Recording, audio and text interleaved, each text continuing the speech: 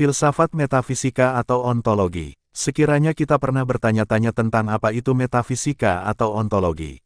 Menanggapi pertanyaan tersebut mungkin bisa kita awali dengan jawaban bahwa metafisika merupakan suatu hal yang melampaui pengalaman fisik, pengalaman indrawi.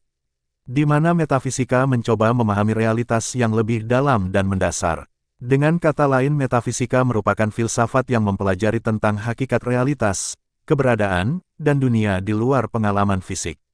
Istilah metafisika sendiri pertama kali digunakan oleh Andronicus dari Rhodes pada abad pertama sebelum Masehi ketika mengatalogkan karya-karya Aristoteles. Secara sederhana, metafisika merupakan kajian yang berusaha mencari jawaban atas pertanyaan-pertanyaan, mengapa, tentang keberadaan, sehingga tidak heran metafisika disebut juga dengan persoalan ontologi, yaitu kajian filsafat yang mempertanyakan tentang keberadaan atau apa sebenarnya yang ada di dunia ini. Ontologi merupakan filsafat yang mempelajari tentang hakikat keberadaan atau realitas. Istilah ontologi sendiri berasal dari bahasa Yunani, ontos, yang berarti ada dan logos, yang berarti ilmu. Dengan demikian, ontologi secara harfiah merupakan ilmu tentang keberadaan. Hal ini menunjukkan kesamaan dengan metafisika, yaitu kajian mendasar yang mempertanyakan hakikat realitas dan keberadaan sekaligus menunjukkan hal di luar pengalaman fisik dan indera. Lantas, apa saja yang bisa kita ketahui dengan mempelajari metafisika atau ontologi? Hal ini dapat kita pahami melalui 3 pertanyaan utama dalam filsafat metafisika atau ontologi, yaitu apa itu ada atau realitas, apa saja jenis keberadaan, dan apakah realitas itu tunggal atau jamak. Ketiga pertanyaan ini lebih lanjut akan kita ulas satu persatu. Untuk itu mari kita pelajari bersama. Pertama, apa itu ada? Pertanyaan ini sepertinya sederhana, namun sangat sulit untuk dijawab, karena sangat kompleks dan memicu perdebatan panjang para filsuf selama berabad-abad. Apa itu ada? Apa yang sebenarnya ada? Pertanyaan ini juga ditujukan kepada maksud apa itu realitas, dalam artian bahwa dengan mempertanyakan ada atau keberadaan, capaian jawaban yang ingin dituju adalah sebuah realitas.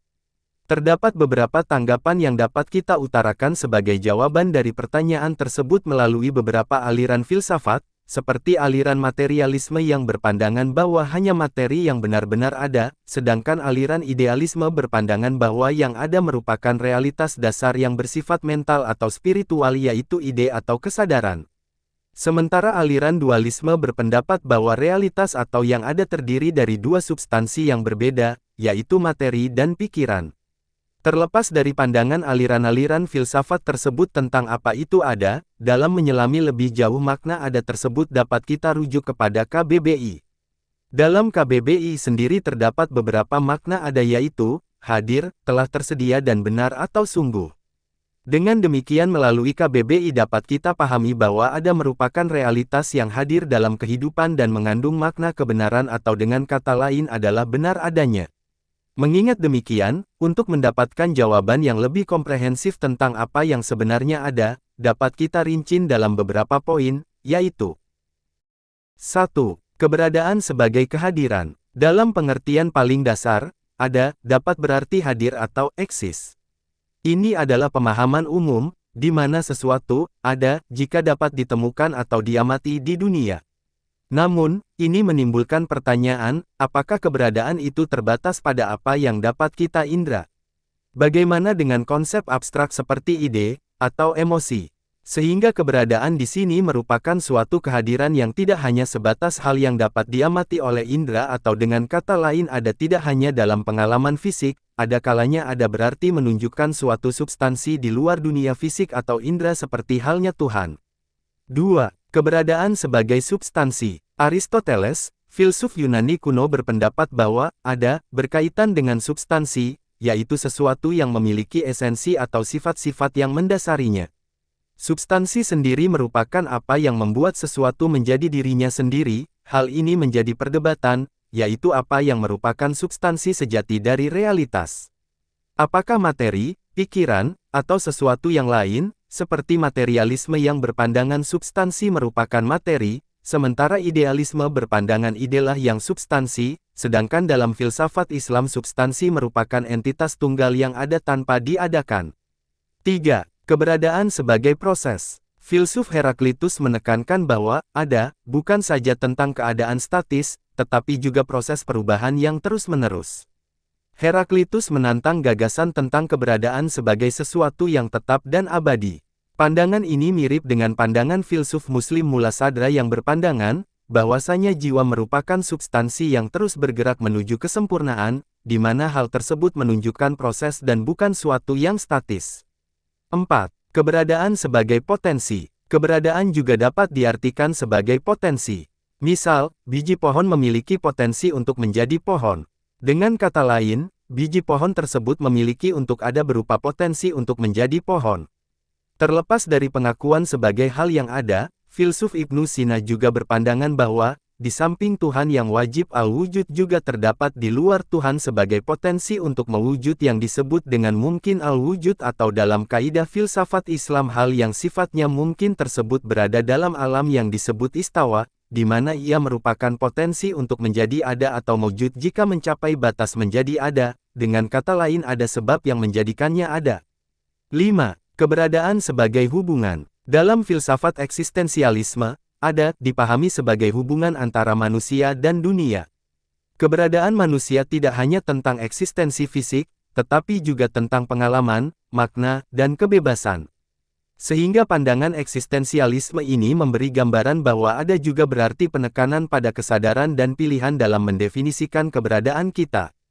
Dengan demikian dapat kita pahami bahwa dalam menjawab apa itu ada atau apa sebenarnya yang ada tidak ada jawaban tunggal, makna ada atau keberadaan bergantung pada perspektif filosofis yang digunakan. Kedua, apa saja jenis-jenis keberadaan? Hal kedua yang dapat kita ajukan dalam memahami filsafat metafisika yaitu dengan mempertanyakan apa saja jenis-jenis dari keberadaan tersebut. Singkatnya terdapat beberapa keberadaan dalam ontologi atau filsafat metafisika yaitu substansi, sifat, hubungan dan peristiwa. Secara terbatas mari kita pelajari bersama. 1. Substansi. Apa itu substansi? Substansi merupakan entitas swamandiri atau yang ada secara mandiri tanpa diadakan oleh sesuatu apapun, serta memiliki sifat-sifat yang esensial. Contohnya seperti ide atau gagasan, sementara dalam filsafat Islam keberadaan yang swamandiri tersebut merupakan wujud tunggal yang menjadi sebab dari segala keberadaan, yaitu Tuhan. Selain itu, jiwa dan pikiran atau ide juga dapat dikelompokkan ke dalam substansi. Sementara entitas merupakan absurditas atau keabstrakan yang tidak memiliki keberadaan fisik, seperti nilai, moral, hukum, dan prinsip. Kendati demikian terdapat perbedaan pendapat antara filsuf tentang keberadaan tersebut, beberapa filsuf berpendapat bahwa, entitas memiliki keberadaan independen, sementara yang lain menganggapnya hanya sebagai konstruksi mental. 2. Sifat. Sifat merupakan karakteristik atau kualitas yang melekat pada substansi. Secara keberadaan sifat tidak memiliki keberadaan mandiri, tetapi ada sebagai bagian dari substansi. Misalnya warna yang melekat pada suatu benda. Sehingga dapat kita pahami, sifat merupakan entitas yang bergantung pada substansi untuk keberadaannya. 3. Hubungan. Hubungan merupakan tempat atau cara substansi dan sifat saling menunjukkan keterikatan satu sama lain. Contoh, misalnya kausalitas atau hubungan sebab akibat dan lain sebagainya. 4. Peristiwa. Peristiwa ialah kejadian pada suatu waktu dan tempat tertentu yang dapat saja mempengaruhi hubungan masing-masing entitas. Misalnya terkait hukum, dengan perkembangan zaman hukum dapat saja berubah, baik pelonggaran maupun pengetatan dari hukum itu sendiri. Ketiga, apakah realitas atau ada itu tunggal atau jamak? Setelah kita selesai memahami apa itu realitas atau keberadaan beserta jenis-jenis dari keberadaan tersebut, kali ini kita masuk kepada pertanyaan ketiga dalam menyelami metafisika atau ontologi, yaitu jika benar ada keberadaan realitas dengan beragam jenisnya, apakah realitas tersebut tunggal atau jamak? Selain pertanyaan apa itu realitas, pertanyaan tentang tunggal atau jamaknya realitas juga merupakan bagian yang penting dalam menyelami metafisika, serta menjadi perdebatan panjang para filsuf. Secara umum tentang jamak tidaknya realitas dapat dibagi menjadi dua, di mana satu berpandangan tunggal dan sebaliknya berpandangan jamak. Misal, pandangan monisme yang berpendapat realitas adalah tunggal, yaitu hanya ada satu jenis keberadaan. Sementara, pluralisme berpandangan sebaliknya, di mana realitas dinyatakan sebagai sesuatu yang jamak atau terdapat banyak jenis keberadaan yang berbeda. Terlepas dari hal itu, kembali kepada pertanyaan apakah realitas itu tunggal atau jamak, merupakan pertanyaan yang menyangkut hakikat dasar dari segala sesuatu yang ada, apakah semuanya dapat direduksi menjadi satu prinsip atau substansi, ataukah realitas terdiri dari banyak hal yang berbeda dan tidak dapat direduksi. Sama seperti sebelumnya, secara umum terdapat dua pandangan yang berbeda mengenai pertanyaan ini. Untuk lebih rincinya mari kita pelajari bagaimana dua pandangan ini menyatakan pendapatnya tentang realitas tersebut. 1. Monisme. Monisme merupakan pandangan filosofis yang menyatakan bahwa realitas pada dasarnya adalah tunggal, dalam artian bahwa hanya terdapat satu jenis keberadaan atau substansi yang mendasari segala sesuatu. Oleh sebab itu kelanjutan pandangan filosofis ini dengan pendekatan filsafat lain mengajukan pandangannya masing-masing. Seperti paham materialisme, menyatakan bahwa satu realitas yang ada tersebut merupakan materi, di mana hanya materi yang benar-benar ada.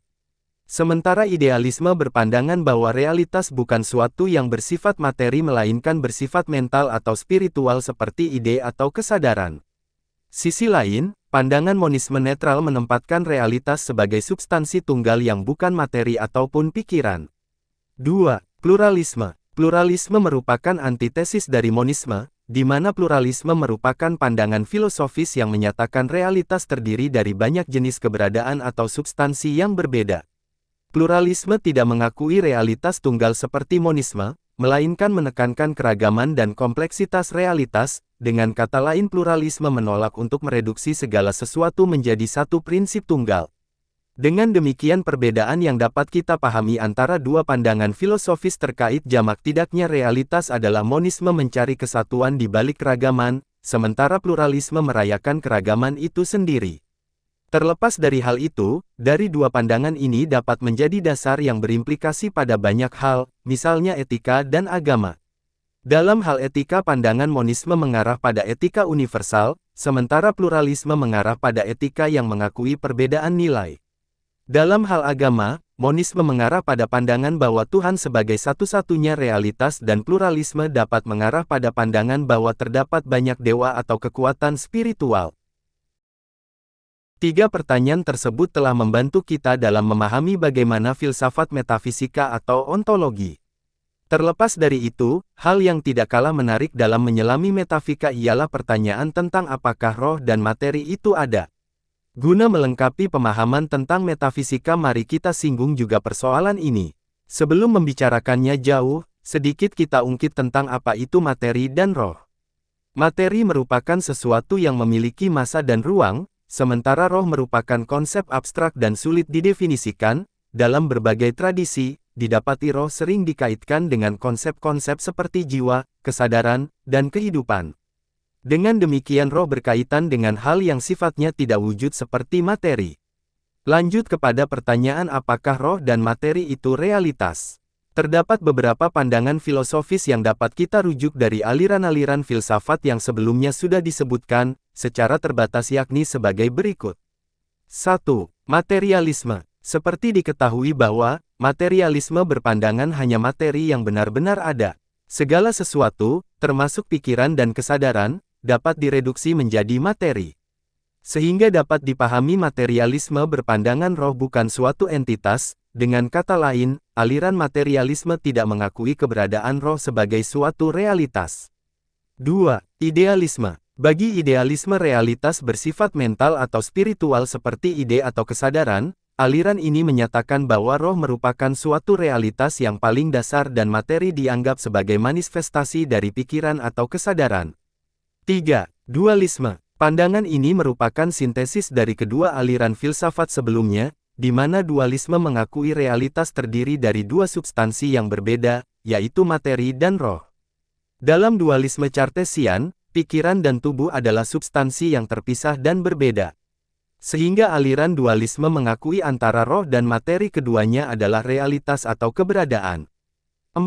Pandangan agama. Terlepas dari tiga aliran filsafat sebelumnya, terkait kerealitasan roh dan materi ada baiknya juga kita lihat pandangan agama, karena sejatinya terkait roh tidak bisa dilepaskan dari agama. Banyak agama mengajarkan tentang keberadaan roh atau jiwa sebagai entitas.